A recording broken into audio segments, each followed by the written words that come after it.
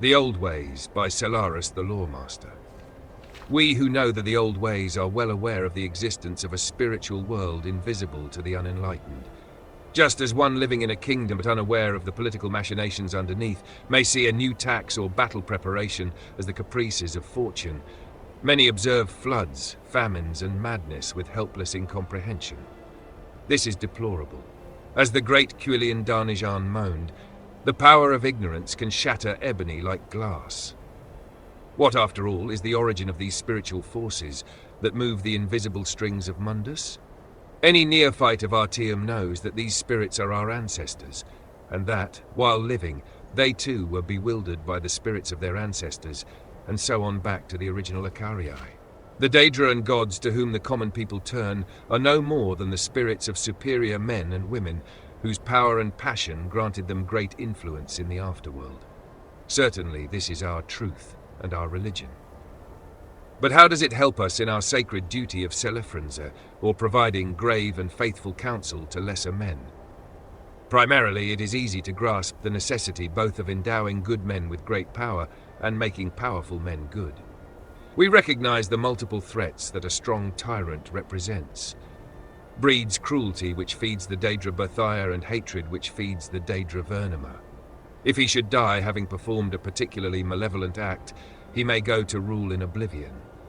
And worst of all, he inspires other villains to thirst after power and other rulers to embrace villainy.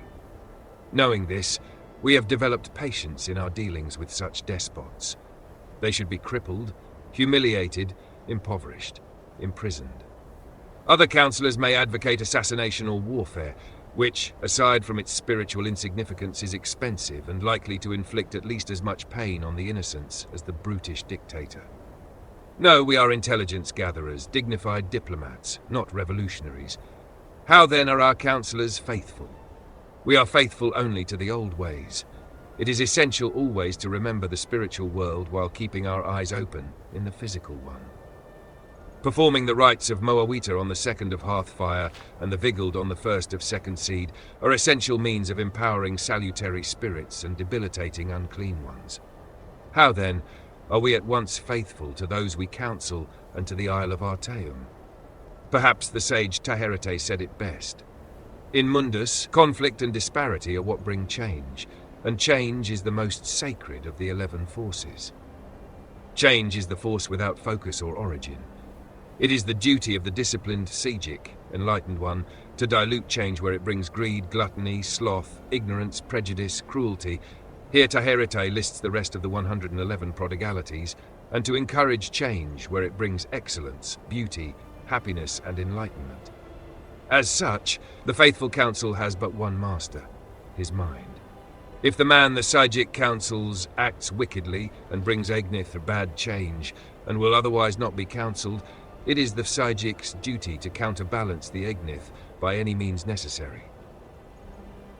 A student of the old ways may indeed ally himself to a lord, but it is a risky relationship. It cannot be stressed enough that the choice be wisely made. Should the lord refuse wise counsel and order the Psijic, to use Taherete's outmoded word, to perform an act contrary to the teachings of the old ways, there are few available options. The Psijic may obey, albeit unwillingly, and fall prey to the dark forces against which he has devoted his life. The Psijic may abandon his lord, which will bring shame on him and the Isle of Artaeum, and so may never be allowed home again. Or the Psijic may simply kill himself.